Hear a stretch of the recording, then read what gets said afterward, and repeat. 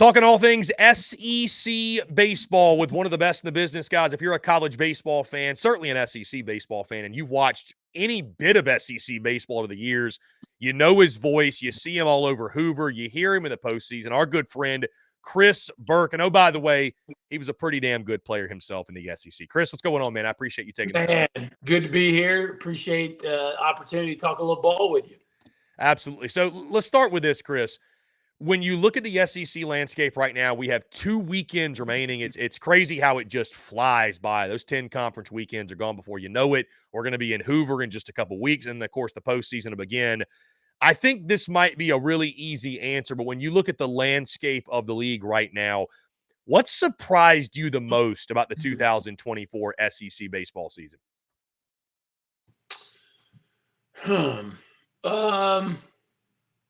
Wow, what a good question. What surprised me the most? I would say that Jack Caglione's growth has been a big surprise. I just didn't know that he was capable of becoming as polished as he's become as a hitter. He's far from a finished product, but I think, the way it finished on the mound for him, and then to a degree, the way it finished with the bat in Omaha, it was like, man, I just don't know that this guy's going to be able to get anywhere near the numbers, especially with Wyatt Langford, BT Rydell, like those pieces leaving. I'm like, I don't know if this guy's going to be able to back it up. And he's gotten better. I mean, he's gotten better on both sides of the ball. We all knew Charlie Condon was good. If you follow me on Twitter, I don't tweet much, but when I do, it's mostly been about him. And what can you say? I mean, I think the era that I refuse to use the term BB era other than to talk about the fact that I refuse to use the term BB era because that's not what we're in. I just calling it the modern era because I don't know what to call it. It's wild. But all you can do is, I don't care if it's the steroid era in Major League Baseball, if it's the juice ball era, if it's the Coors Field, number, or the dead ball era of 100 years ago, or even the original, only in my mind, BB era. All you can do is compare people to their peers. And even when you compare Charlie Condon to his peers, I mean, just this year, don't even look at eras, just look at this year.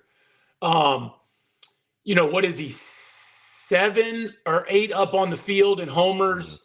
And when you look at his batting average in Southeastern Conference, now granted, he doesn't actually lead the league in league games only, but overall, he's leading the country in 2 of the 3 Triple Crown categories.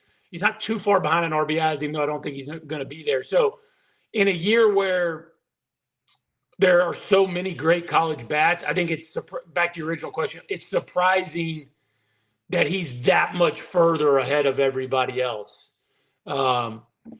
But, man, and then I'll just say one more thing that is surprising to me. Hagen Smith, in a world where, nobody has an ace, Hagen Smith, I read something today on D1. I'll give those guys the love. His league ERA today is a run better than Paul Skeens was last year. A run.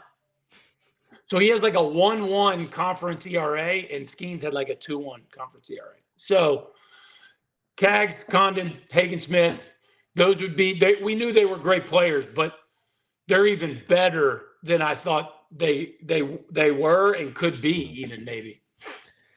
Chris, on that note, I'm going to put you on the spot here, okay? And you got to pick.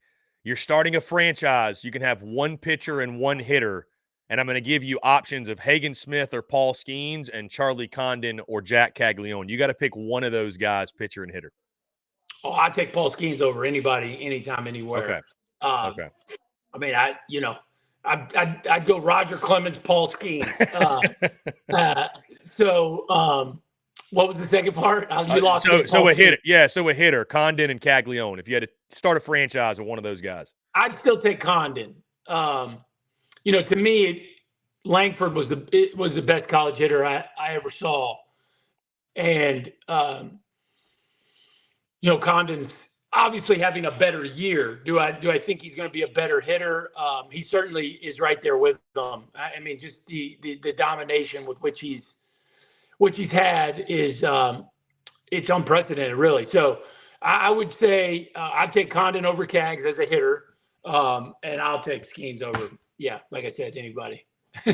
Yeah, Chris, it's interesting. Going to the SEC East specifically, it's still fun, by the way, that we still have divisions in SEC baseball. Yeah. But looking at the SEC East, what's so interesting, Tennessee is the number one team in the country, but they're not the number one team in the division. Talk about the top of the East. I mean, when you talk surprises, I don't know if you saw it coming. I didn't see this from Kentucky. I mean, what Nick Mingione has done, I mean, they were a nice club last year, went to the Supers, but to be 18-6 in conference play, Tennessee is right on their heels. Just talk about that battle at the top of the SEC East. It looks like it's those two. It's going to come down to them who's going to take home the SEC East crown. But, I mean, what a battle between Kentucky, Tennessee, and I think certainly a pair of ball clubs that we're going to be talking about as favorites potentially to get to Omaha. Yeah, I mean, both divisions have great battles at the top, and Arkansas and A&M will fight it out the very last weekend. Tennessee and Kentucky, I mean, I was thinking players when you asked surprise, but Kentucky would be the biggest surprise team. I don't think we've ever seen a better team with less high end of the draft star talent. Now, I do think Ryan Waldschmidt has made a name for himself and is going to find himself in like the top 50 picks. But usually when an SEC team is 18-6, 80% through the season, like they've got 3 first rounders, So I think that part about Kentucky is very surprising. I think what Nick Mingione has built is amazing. And equally so what Tony Vitello has built, because, it's one thing to have a great run. It's another thing to sustain that run. And, Tennessee has the most wins of anybody in the country since 2021. They're the only SEC team that's been to the World Series 2 out of the last 3 years. And you would just expect at some point, like there's a fall off a little bit in a league that's so unforgiving. But Vitello has really kind of positioned Tennessee similar to Arkansas in that it's just been like top 10 team here now. Van Horn's been doing it for a lot longer, but Tennessee's been doing it now for 4 years. So it's very impressive what both head coaches have built. And I'm with you. I think both those teams are going to be in supers, and they're going to be hosting supers. And if you're doing that, you're in a pretty good spot to go to Omaha. Kentucky's never been, so that would be a big deal. Chris, to the other end of the spectrum, you mentioned Jack Caglione, and as great a season as he's having, his team has struggled mightily. The Florida Gators sit 10-14 in conference play, and I think the other one that stands out, you look at like the top 25, D1 baseball top 25, so many SEC teams, they're well represented, right? The conference is doing great this year, but the obvious ones that are missing, Vandy, Florida, LSU, I mean – how stunning. Let's stick with LSU, actually. How stunning is that? Because I know they lost Skeens. I know they lost Dylan Cruz. But I still look at that team and say they're loaded. Like, it feels like they're loaded. How stunned have you been to see them not just struggle, but, 9-15 in conference? They might not make the postseason, Chris. Mm-hmm. I think, actually, both Florida and LSU are good conversations. I think – I've said this on air a few times this year. The margins in the league are excruciatingly small. You guys have seen that at South Carolina. Forgive me for saying you guys, but I know that's your background. But Kingston's time in South Carolina has been a great example. Super regional, missed tournament a couple years, super regional. You can flip it with a few players. Like the difference between 12-18 and 18-12 isn't that different. It really isn't. And so everybody talks about Skeens and Cruz, but I would argue that Trey Morgan and Kay Beloso and Braden Jobert and Gavin Dugas and Jordan Thompson and Ty Floyd, Riley Cooper, those are really good college players. Like if you gave this LSU team Ty Floyd, Riley Cooper, and Kay Beloso, they'd probably be 14-10. You know what I'm saying? And you're like, you give them Cruz and Skeens, they're going to win, be in a chance to win the national championship all the time. But I'm just saying, that's the difference. And you look at Florida, you lost Wyatt Langford, Hurston Waldrop, and Brandon Sproat. Wyatt Langford's already in the big leagues. The other two pitchers are going to be in the big leagues. Hurston Waldrop's going to be like a rotation pitcher in the big. You know what I'm saying? So you take those pieces off, then you fill them with pieces that are, in Florida's case, very inexperienced, and in LSU's case, I would, some inexperience, sure, but I would just say some guys that have underperformed that had a little bit of experience. And next thing you know, you're losing 6-4 games instead of winning 6-4 games. Like it's not that far off from. And I truly believe that both those teams get in the tournament, they could win their regionals. I really believe that. You look at Florida's last 2 weekends, they lost 2-1. They're at Arkansas. They lost 2 one-run games and then won game 3. Then they played Tennessee and beat Tennessee in game 2 and had the lead going to the 6th inning in game 3. Mm-hmm. And, they're not even ranked. Like, right, they might not even make the tournament yet. That's 2 of the top 3 teams in the SEC, and they're right with them.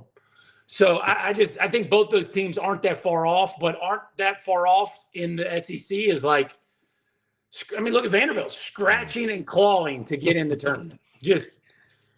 And both need to go on runs, I think, certainly to, number one, get in the postseason. But to your point, Chris, because you do make a fascinating point, it's going to be fun on Selection Monday. If some poor soul out there draws LSU or Florida as a 2 or 3 seed, that's good luck.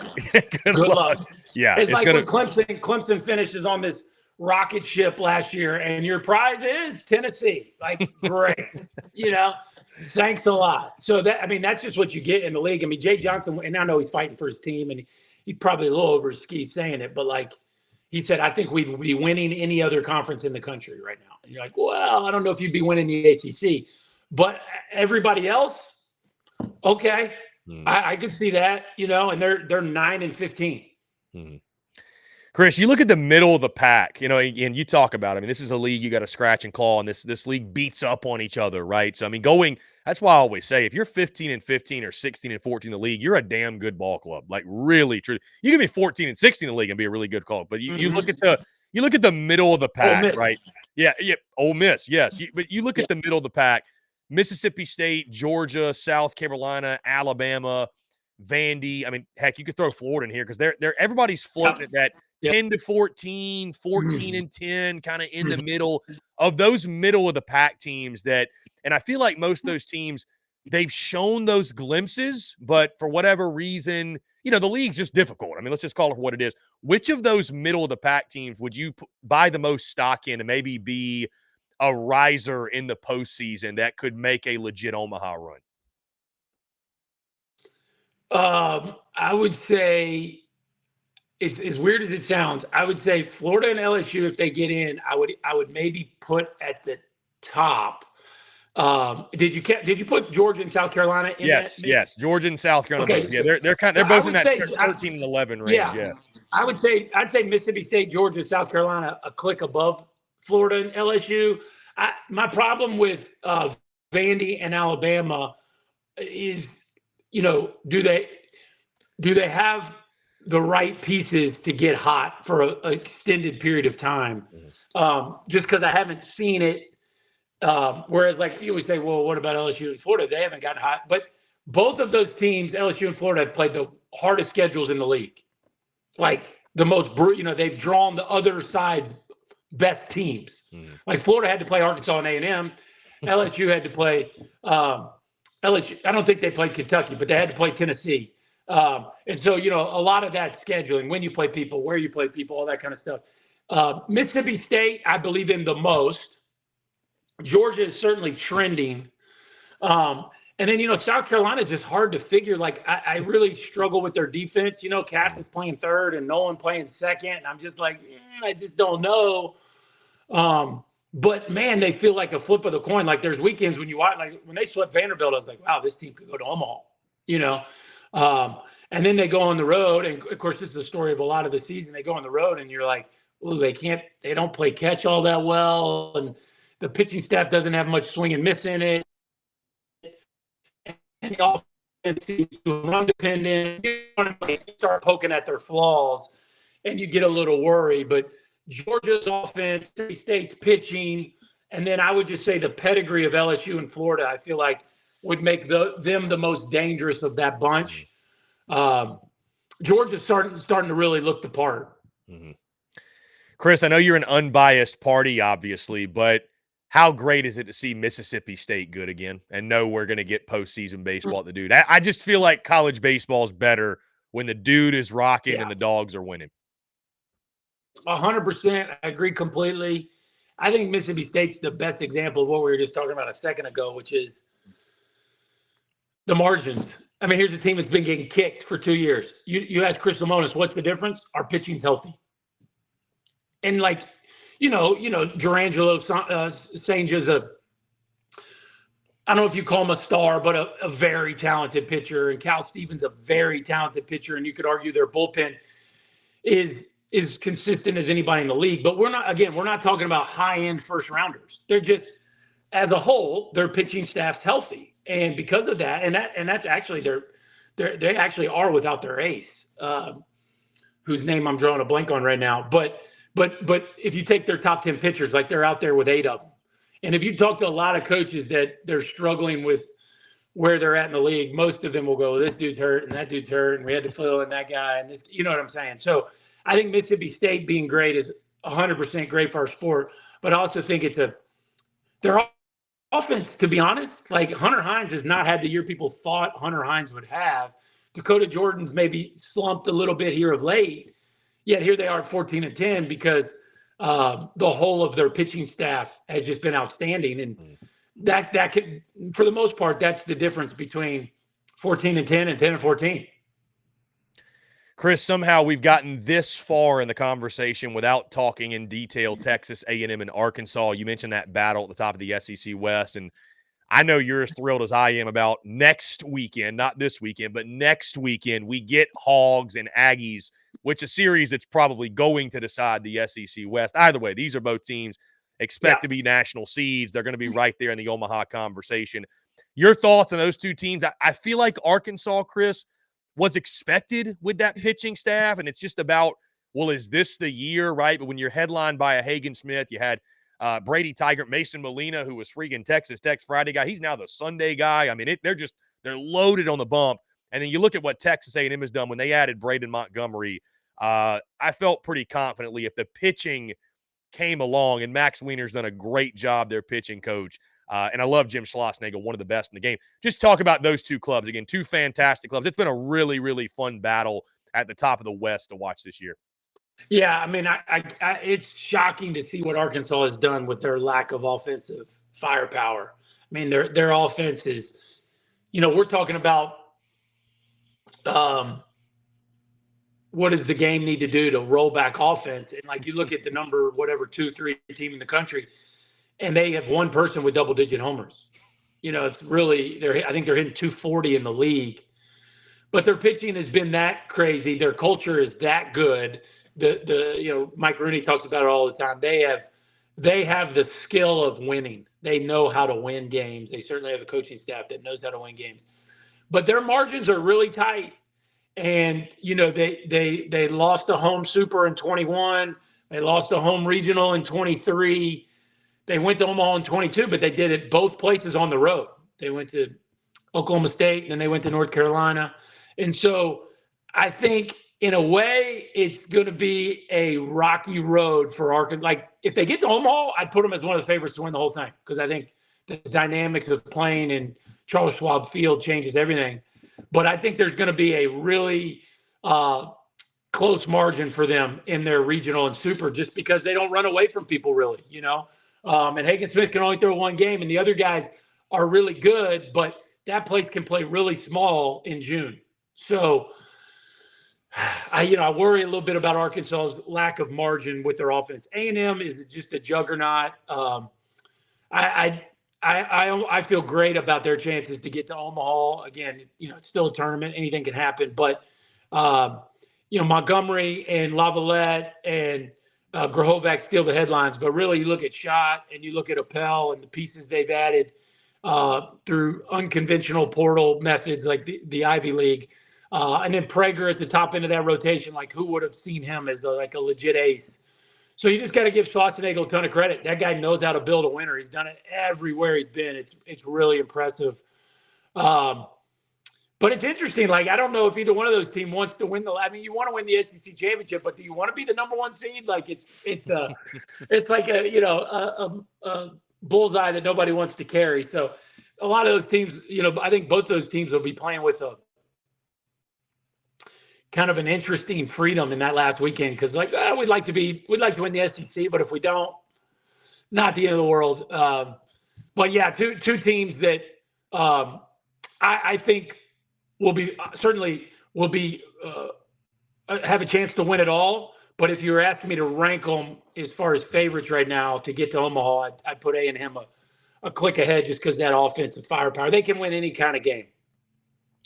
And you answered my question, Chris, my follow-up question, if you will, when you were talking Arkansas. That was my question, because I feel like for Arkansas, it's the hitting that could be their undoing. And I was curious, are you nervous that may – because to your point, you get into postseason play and all of a sudden, you start to tense up a little bit, and especially if you're not hitting and it becomes more of a problem. And like you said, when you have those small margins, teams can put together a rally unlike they ever have throughout the season when it's win or go home. You know what I mean? So it's Arkansas's got to swing it. If they can, nobody's going to touch the pitching. But it's hard to win a bunch of 1-0 and 2-1 games. It is, especially when it's hot and the wind's blowing out. And that's what happens at Baum Walker. I think now, that'll help their offense too. But I think the thing that's the most interesting about our sport that I love is you host in the postseason. And everybody plays all year to host because they want to celebrate with their home crowd. And, of course, the athletic departments want to host and take in the, whatever the revenues associated with that is. But, like, Mike Rooney and I do that squeeze play for the first round of the regionals, and we have an oxygen meter. And it's like some of these home regionals and super regionals, you guys have felt it there at Founders Park. It gets hard to breathe. Like, we're not going to lose this, are we? Like, and I tell people all the time, and we're going to see this in college football, which I think is going to be fascinating. On campus playoff events, while everybody wants to be at home, there's a different level of pressure of being at home. There just is. The expectation to win is palpable. You certainly could feel it in 22 with Tennessee. Like, I was telling people the whole day, when that went 3 games, I said, if Tennessee doesn't have this thing blown out by the middle innings, it's going to get real uncomfortable in the 7th, 8th, and 9th. And it did. And what does Notre Dame have to lose? Like, you know what I'm saying? And so you think about being whoever. TCU shows up at Arkansas last year. What in the world does TCU have to lose? Nothing, right? Whack, whack, whack, whack. They score like 14 runs in 2 innings. It's over. And that's the part you worry about a little bit with a team, especially like Arkansas, that not only doesn't have a great offense, but they've got a little recent history that they're going to have to overcome. We've been seeing this with Oklahoma State. Like, Oklahoma State's lost 2 or 3 of their last regionals. Clemson's lost a few. I can't remember. It goes back to the previous coaching regime. They've lost a few of their last. Like, it gets to be a thing a little bit. So it'll be interesting to watch. Per Chris Burke, being a top 8 national seed is overrated. I mean, that midget gets to running, right? That wheel gets spinning a little bit. It does a little bit. Yeah. The home crowd stops cheering and they start sitting on their hands and everybody starts gasping and the kids feel it. It's an interesting dynamic. It is. Chris, the SEC baseball tournament in Hoover is upcoming. What are you most looking forward to? I feel like we're kind of in an interesting time to where I don't want to say that the tournament does not matter, because it absolutely does. Like, winning the conference tournament. But you see this in basketball too. Like, I don't know that there's a ton of emphasis put on it, because especially for the teams that, like the Arkansas and the A&Ms, you're already in, right? Like, there's no perfect system. I mean, I remember, speaking of South Carolina, the Ray Tanner teams, they didn't give a damn about playing in Hoover. I mean, they'd go 2-Q and go win the whole damn thing. They didn't care. So, but it's always exciting. It's like an Omaha Junior, Chris. I mean, you know this. It's the best college baseball, getting all these teams together. And you haven't lived until you've experienced that rain delay in Hoover and got a 1 a.m. first pitch, right? So what are you most looking forward to? Is there anything in the SEC tournament that you're excited to see? I'm excited. I love Hoover. It's great for a number of reasons, both on and off the field. You get to be with so many people that you love and experience the pageantry of all the programs. To me, that's the best part, is you get all the fan bases in one place. But I think the neatest thing is like, you know, I don't know exactly how the schedule is going to play out, but you got Charlie Condon's playing and Jack Caglione's in the stands watching, waiting for their game to be up next. You know what I'm saying? And then like, you know, Hagen Smith is pitching, right? And then you've got Tennessee and Drew Beamer sitting there waiting for their turn to take the field. And there's this celebration of so many great programs and so many great players, and everybody's together watching it. And my favorite part, one of my favorite parts about it, is how everybody acts like it doesn't matter. And then the games start. And it's like managers start doing everything they've ever done to win a game. And then as soon as they lose, it's like, oh, well, it's not a big deal. We'll go home. But like, man, when you get in that arena and at all the spotlight, you know, all year long, the spotlight is shining different directions on every different series. All of a sudden, you get to Hoover. There's only one game in the league at a time. And it's the pageantry of the schools, the fan bases, and the greatness of the players that we have in the league now, all in one place. And I think the network does a fantastic job of celebrating it and making it feel big. That regardless of like the postseason implications and all that kind of stuff, it is a really, really memorable week. And if you love baseball, you should make a trip to it because it's a special place. It really is. It's different than it's different than even Omaha, because Omaha just has such a bigness to it. Hoover has this star quality to it, but it also has like in Omaha, the players aren't sitting in the stands watching the game. In Hoover, they do it all the time. Like they've hit in the cage and the game's lasting too long and they're just like in the stands. You know, if you want an autograph, you just walk right up to them. So it's kind of got a homey feel to it, if that makes sense too. Chris, you did a beautiful job of encapsulating the SEC tournament in Hoover. We'll be there. I'll be there experiencing it for the first time this year, by the way. So awesome. I'm looking forward to it. We'll definitely have to link up. Chris Burke, one of the best in the business, does a fantastic job. Again, if you're watching any postseason baseball, you're watching any college baseball, period. But certainly, we get to Hoover. What you do in the postseason, by the way, with squeeze play, phenomenal. Thank you. All college baseball fans everywhere. It is a blast.